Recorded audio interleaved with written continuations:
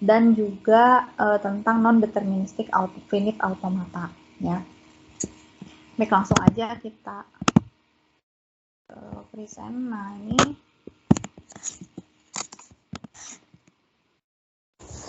kalau minggu lalu kita sudah tahu ya bahwa ada yang disebut ada mesin yang disebut dengan finite automata. Nah, si finite automata ini tuh pasangannya adalah bahasa reguler, ya. Jadi semua string yang bisa di-accept oleh finite automata, artinya string itu tuh termasuk ke bahasa reguler, ya.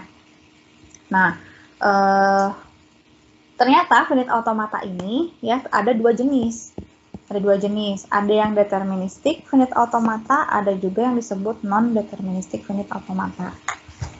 Kalau pekan lalu kita belum mengetahui, pastikan ya belum tahu apa sih bedanya DFA sama NFA. Jadi kalau pekan lalu teman-teman membuat post test, terus ada ada panah yang ambigu kayak gini nih, jadi nolnya bisa ke sini, bisa ke sana, itu boleh ya, masih diperbolehkan. Bentar, ada yang nunggu di lobby ini. Ada gitu? Enggak ada. Itu ya, masih diperbolehkan. Nah, tapi kalau sekarang kita udah tahu ada dua jenisnya ya. Jadi yang transisinya ada dua tadi itu disebutnya adalah non-deterministic finite automata. Kalau yang deterministik, transisinya itu nggak ada yang ambigu, teman-teman. Jadi, misalnya dari key 0, kalau misalnya head yang membaca 0, itu cuma satu aja panahnya. Ya, jadi hanya satu transisinya. 0 tuh dari key 0 ke key 1. Nggak bisa ke step yang lain, pindahnya itu nggak bisa. Ya, jadi itu lah perbedaan antara DFA sama NFA. Ya, jadi satu step hanya akan bertransisi ke satu step lain. Kalau NFA setiap input alfabet bisa memungkinkan untuk bertransisi ke lebih dari satu step lain. Gitu, itu bedanya DFA sama NFA. Contoh DFA yang seperti ini ya, mesin genap kemarin juga udah kita pelajari tentang mesin genap itu. Nah, ini mesin genapnya yang sederhana, yang jumlah stepnya cuma 2. Nah, ini dari sini teman-teman bisa lihat bahwa dari Q0 ke Q1 itu si head harus membaca 0 ya. Nah, terus kalau headnya membaca 1, dia bakal kembali atau tetap berada di step Q0. Nah, dari Q1 kalau membaca 1, dia akan ke Q0, dan Q1 membaca 0, dia akan ke dirinya sendiri. Nah, ini tuh jelas. Jadi setiap step tidak ada yang ambigu, kemudian juga setiap di dalam setiap stepnya ini tuh ada transisi yang mewakili setiap simbol yang ada pada mesin ini. Jadi kan ini simbolnya tuh yang pada mesin ini tuh bukan simbol alfabet, alfabet pada mesin ini tuh kan 0 sama 1. Nah, setiap step itu ada transisi 0 sama 1-nya. Ya, jadi Q 0, 0 ke sini, 1 ke sini. Nggak ada yang misalnya saya tambahkan satu lagi, misal dari, bikin yang baru aja. Misalnya ada 2 step ya. Ini dari Q0, kalau 0 ke Q1. Nah, terus dari Q1 ini 0,1. Nah, kalau seperti ini, dia kan dari 0 itu dia dari Q0 dia hanya ada transisi simbol 0 ya kan, nggak ada simbol 1. Kalau misalnya ada si head yang membaca 1 gitu, harus kemana dari Q0? Nah, itu tuh nggak ada ya kan, karena nggak ada panah satunya. Nah, kalau kayak gini, ini bukan DFA ya, ini bukan DFA, dia masih belum lengkap. Kalau sudah lengkap seperti yang ini ya, ini baru disebut dengan DFA. Gitu. Nanti kita akan lihat lagi syarat-syaratnya suatu mesin disebut DFA tuh kayak gimana syaratnya. Nah, ini contoh yang NFA ya. Yang paling khasnya itu adalah adanya dua transisi yang ambigu, itu aja. Adanya transisi ambigu. Kalau ada yang ambigu itu udah pasti disebut dengan NFA. Nah, kita akan perdalam dulu mengenai mesin DFA. Sama seperti di finite automata yang pekan lalu, ya karena DFA juga merupakan bagian dari finite automata, jadi si mesinnya sama ya, tipenya tuh ada inputnya, ada headnya gitu ya, dimana arah pergerakan headnya itu dari kiri ke kanan. Ya, jadi ini masih sama seperti pekan lalu. Definisinya juga sama ya. Dia ada finite number of state, terus ada initial state-nya, kemudian minimal ada satu accepted state. Mesin berubah dari satu state ke state lain berdasarkan simbol input dan current state ya. Itu masih sama dengan penjelasan finite automata di pekan lalu. Nah, ini perbedaannya. Kalau deterministik itu tidak diperkenankan ambigu ya. Jadi nggak boleh ada transisi yang ambigu. Yang lain-lainnya sama sih. Intinya si DFA ini tuh dia juga adalah recognizer string. Jadi dia outputnya itu accept atau reject ya. Sama dengan finite automata yang pekan lalu. Nah, dan DFA dia mungkin saja menerima string kosong. Jadi string kosong itu kan di pekan pertama ya kalau nggak salah ada tentang string kosong. Nah, string kosong ini dilambangkan dengan lambda. Nah, artinya kalau si DFA ini menerima string kosong, itu initial state berperan juga sebagai accepted state. Initial state itu berperan juga sebagai accepted state. Nah, jadi kalau suatu DFA menerima string kosong, artinya ya ini initial state-nya harus sebagai accepted state juga. Itu artinya dia menerima string kosong. Belum ada simbol apapun, dia udah nerima, gitu ya. Dia udah mengaccept itu. Ini kayaknya pekan depan mulai kita pelajarinya tentang si string kosong ini. Nah, kemudian definisi formal atau apa ya disebutnya juga tuh, ya definisi formal aja sih. Definisi formal dari DFA ini didefinisikan dalam 5 tuple ya. Ada key, terus key, alfabet, suatu simbol transisi, lalu initial state dan himpunan final state. Jadi key adalah himpunan state-nya ya yang ada pada mesin DFA. Kemudian alfabet adalah himpunan terbatas alfabet.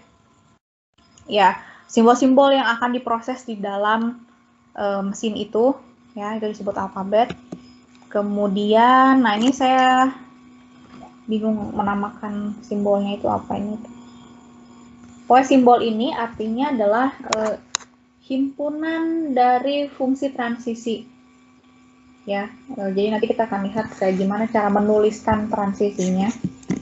Lalu yang keempat adalah initial state ya. Kalau memang di mesin itu initial state-nya dinotasikan dengan Q0 ya berarti Q0 di sini ditulis. Kalau bukan Q0 misalnya A ya berarti A di sini tulisnya ya di tuple keempat itu. Atau S atau apapun lah itu disimpan di tuple keempat. Lalu yang kelima adalah himpunan accepted state. Nah, ini untuk contohnya, misalnya ada sebuah mesin DFA berikut, maka deskripsi formalnya adalah seperti ini. Jadi key itu diisi dengan himpunan state yang ada pada mesin ya, itu Q1, Q2, Q3. Kemudian alfabetnya adalah 0 dan 1. Nah, ini simbol ini itu bisa kita deskripsikan sebagai seperti tabel transisi ya, seperti tabel transisi, di mana header kolomnya ini diisi dengan alfabet ya, tapi nggak pakai end of state teman-teman, nggak usah pakai EOS, nggak usah, jadi cuman alfabetnya aja ditaruh di header kolom. Di header row-nya itu adalah list state-nya. Ini kan ada 3 ya, Q1, Q2, Q3 ya, tuliskan di sini di header row ini itu Q2, Q3. Nah, yang di dalamnya apa? Yang di dalamnya state tujuan ya. Kayak baca tabel transisi aja, Q1. Kalau posisi kita dari Q1 lalu head-nya membaca 0, maka dari Q1 akan pindah ke Q1 lagi.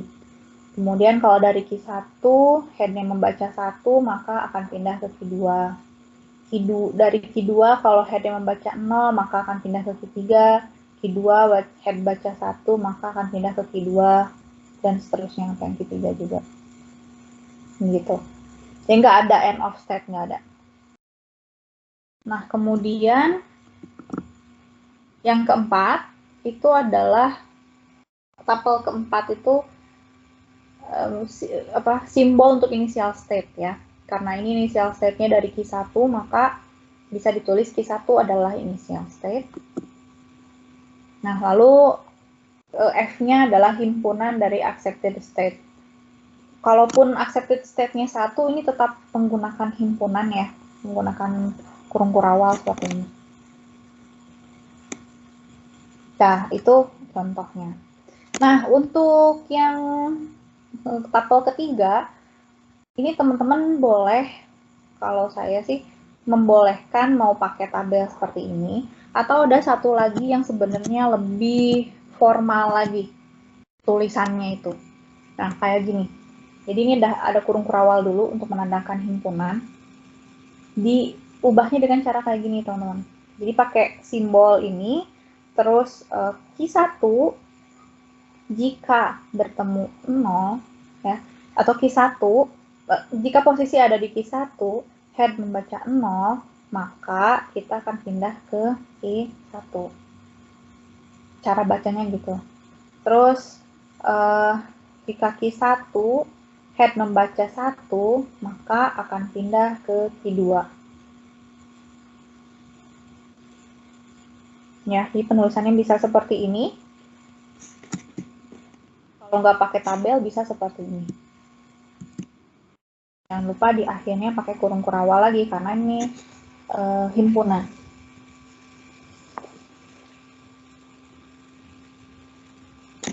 Ya, jadi ini adalah current state atau posisi state saat ini. Kemudian yang ini tuh jika head membaca simbol tertentu, nah tanda panah ini artinya maka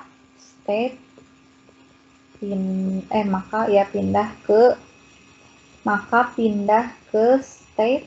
Nah, ini si satu ini adalah state tujuan.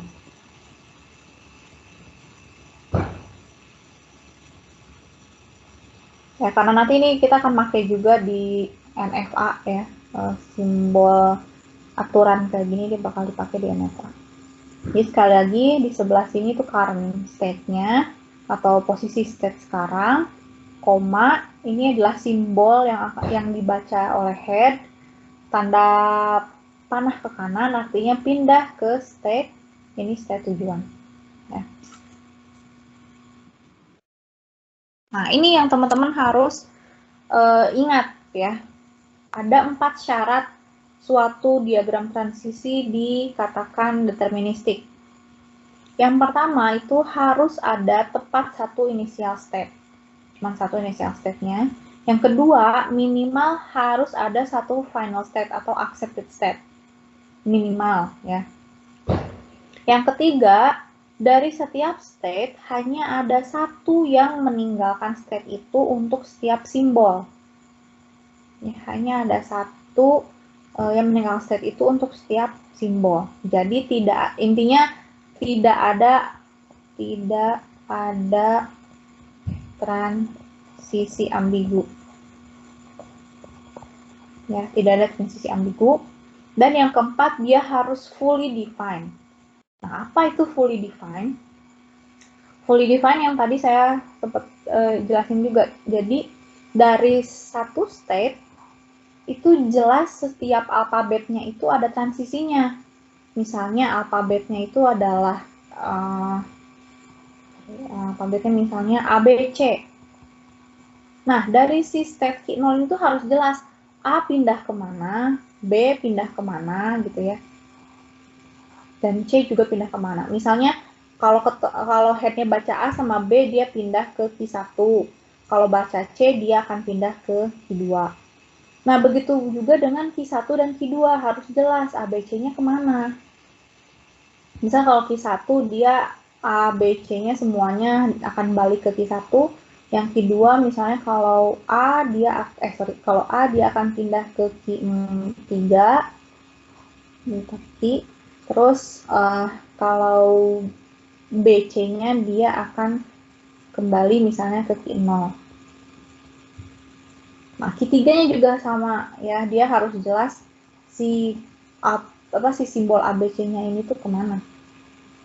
Jadi jangan sampai, kalau kemarin kan di pekan lalu ya, kita masih di pekan lalu karena FA-nya masih belum